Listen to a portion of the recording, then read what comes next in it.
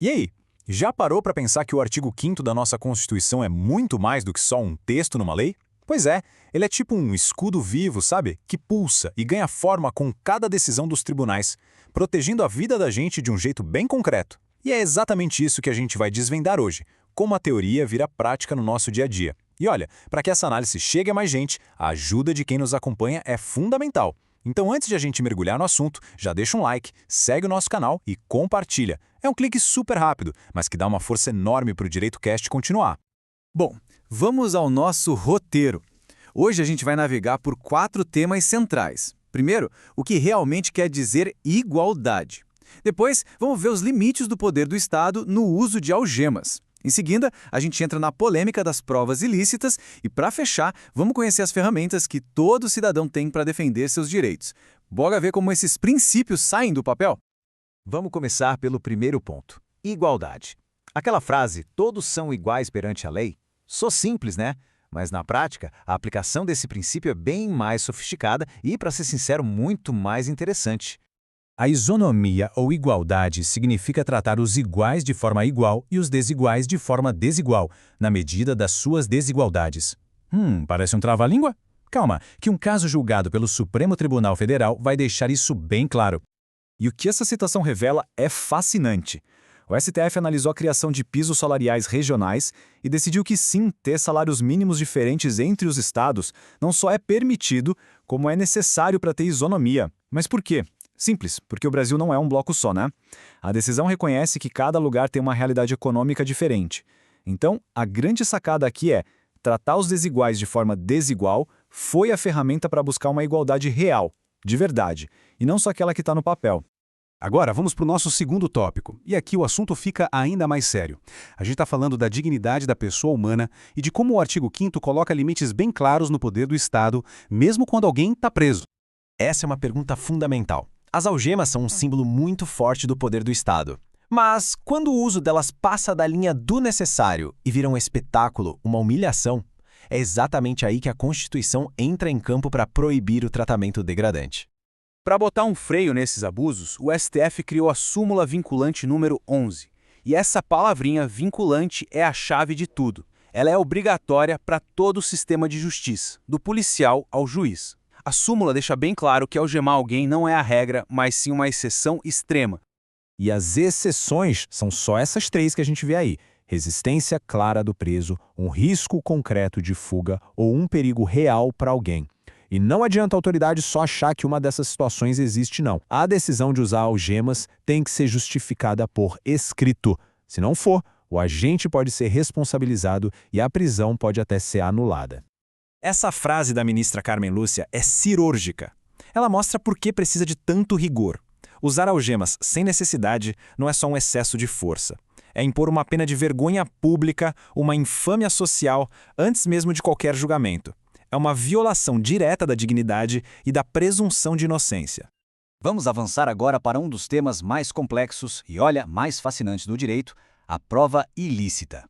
Aqui, a Constituição coloca numa balança a busca pela verdade e a proteção dos direitos de cada um. E a regra que guia essa discussão é a poderosa teoria dos frutos da árvore envenenada.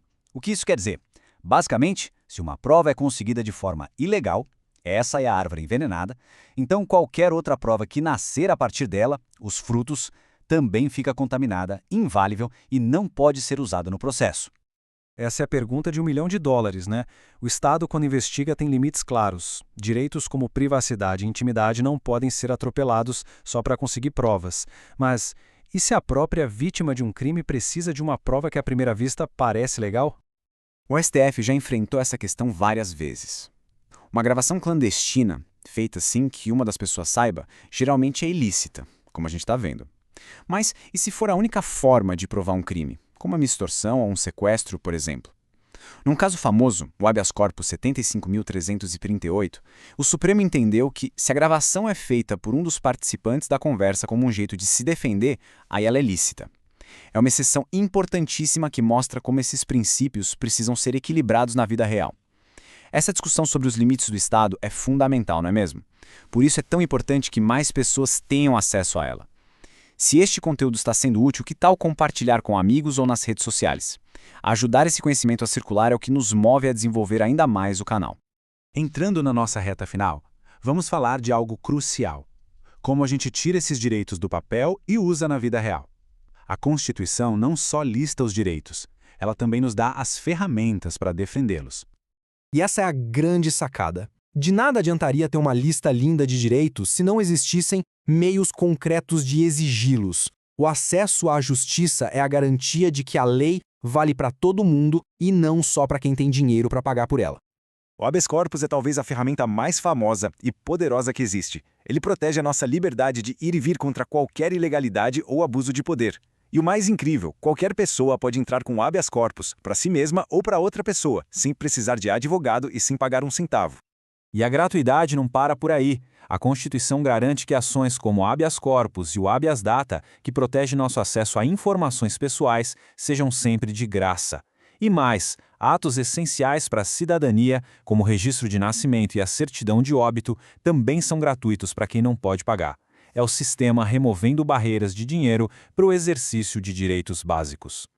Então, a grande lição desta nossa análise é que o artigo 5º está vivo. As decisões dos tribunais, em especial do STF, dão corpo e alma a esses princípios. Elas transformam o texto da lei em proteções que a gente pode sentir e usar no nosso cotidiano, seja para garantir um tratamento justo, limitar o poder do Estado ou assegurar que a gente possa acessar nossos direitos. E para a gente encerrar, fica a reflexão. No cenário atual do Brasil, qual direito fundamental parece ser o mais urgente, aquele que mais precisa ser protegido? A discussão, como sempre, não termina aqui. Muito obrigado pela companhia de todos até aqui. Para continuar acompanhando o nosso conteúdo em áudio, siga o DireitoCast lá no Spotify. E antes de sair, não se esqueça, deixar o like é muito importante para nós. E para assistir a outras análises como esta em vídeo, é só nos encontrar no YouTube ou no TikTok. Até a próxima!